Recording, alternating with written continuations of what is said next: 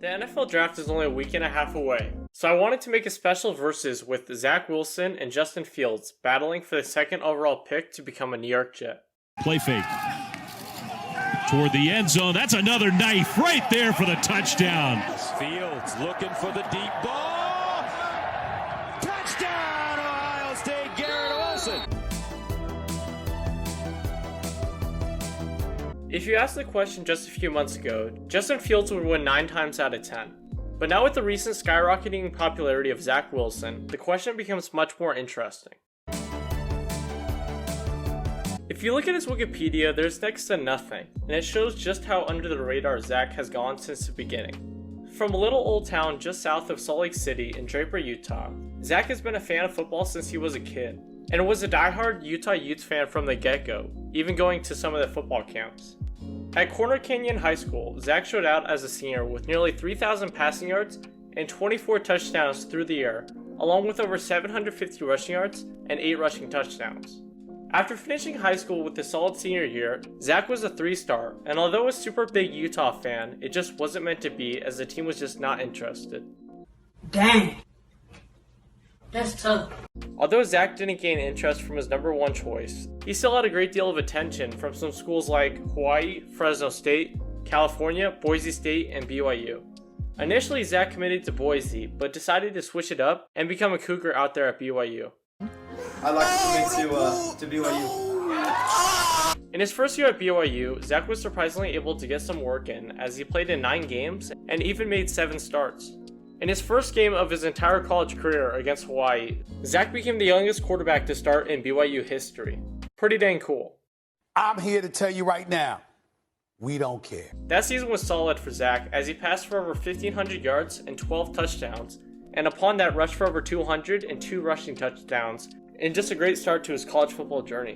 Following an out-of-the-blue freshman season, Zach gained a larger share of the offense as a sophomore, and took advantage of it with over 2,300 yards and 11 touchdowns, along with over 150 yards rushing and 3 rushing touchdowns. Although an overall good stat line, Zach's 9 picks were a bit worrisome, but not the end of the world. Going into his junior season, there wasn't a bunch of expectations on Zach, but he played like he wanted to prove a point. Seemingly out of nowhere, Zach decided to turn on his X Factor and just did his thing. Powell lined up in the slot. There's the quarterback run, and Wilson with his 6th rushing touchdown of the season. As a junior, Zach passed for over 3,700 yards and 33 touchdowns, along with over 250 yards rushing and 10 rushing touchdowns. Between his sophomore and junior seasons, it seemed like Zach was motivated to make himself known, and he sure did that with by far his best season to date. Zach showed out so much so that he gained national attention and was even in the Heisman conversation for a bit. I know a lot of you guys would just say, oh well, he plays against Mountain West teams and has not gone up against legit SEC talent. But when looking at how well he played, you have to understand that the talent around him didn't change. It was really just Zach moving up to the next level. Upon that, I think the Mormon Miracle out there in New Orleans already proves that BYU can produce talent. But anyways, you get the point. Zach went from a nobody to a star as a junior, and is now one of the biggest names in the draft. On the other side, Justin was a stud from the beginning, and out of Kennesaw, Georgia, he was the talk of the town. At Harrison High School, Justin showed out as a junior with over 2,700 yards and 23 touchdowns through the air, along with nearly 1,200 yards and 15 touchdowns on the ground.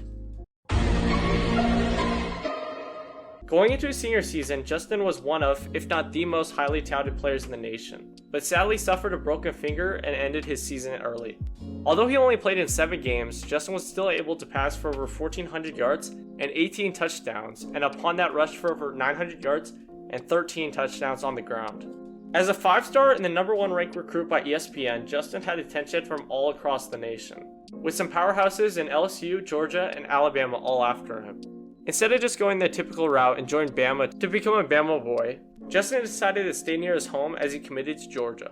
As a freshman, Justin was backup to Jake from State Farm. Oh, brother, this guy stinks! And although extremely talented, there was not a good chance of him earning a starting position with someone like Jake ahead of him. Going into his sophomore season, Justin was hoping to earn the starting spot, but once again was behind Jake as he passed for only just over 300 yards and 4 touchdowns, but was still able to rush for over 250 yards and 4 touchdowns on the ground. After Georgia lost to Alabama in the SEC championship, Fields announced that he was going to become a Buckeye out there in Ohio State.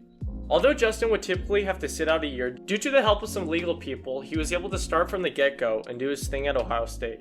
At Columbus, Justin wasted no time, and in only his third season, he was firing on all cylinders, with over 3,200 yards and 41 touchdowns, along with nearly 500 yards and 10 touchdowns on the ground. Not only did Justin have success, but the Buckeyes were able to make it all the way to the college football playoff semifinals against Clemson until Scans downfield, fires to the end zone. It's intercepted. Picked off by Nolan Turner. Although a tough pill to swallow, as a whole his first season at Ohio State was a success, and he proved that he was definitely not a backup.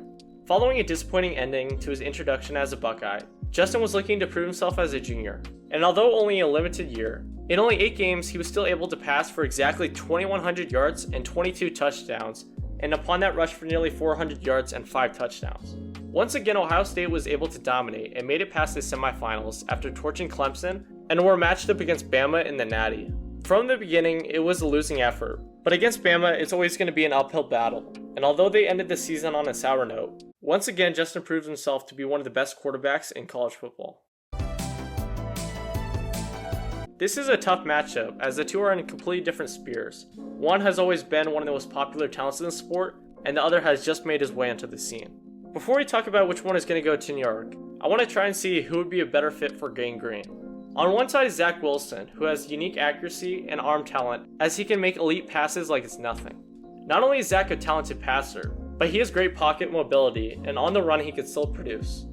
As one of the most dominant gunslingers in recent memory, Zach has that Aaron Rodgers mentality, as he just hucks the ball up like it's nothing. That mentality only works with certain players, and Zach is definitely one of those.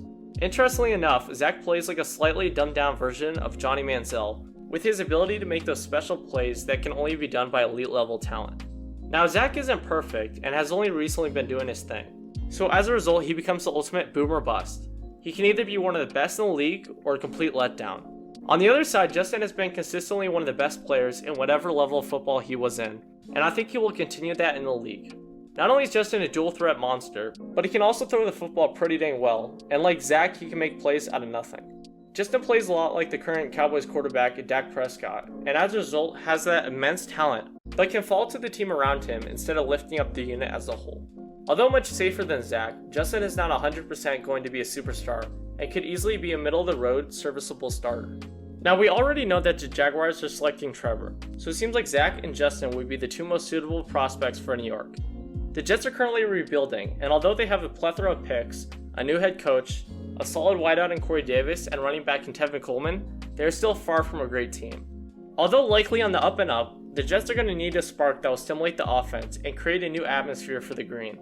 Although I think Justin is a much safer bet, you and I already know that they're pretty much locked in to get Zach, and I hope he won't become yet another bust for the Jets.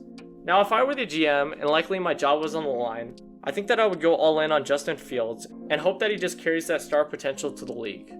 Although Zach has potential that could likely best Justin, I feel like the Jets are going to need a lot of consistency to re-energize their franchise and create a whole new culture.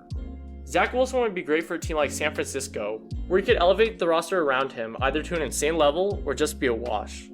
Justin Fields and Zach Wilson both have their positives and negatives, but with a team like New York in need of a star from the beginning, I think Justin is the choice. 2nd and 3, pump fake, and a long downfield throw, jump ball, catch made, touchdown, Olave! Watching the NFL Draft Versus episode. If you enjoyed, subscribe, like, and comment on what videos you want next. But anyway, see you guys on Tuesday, and peace out.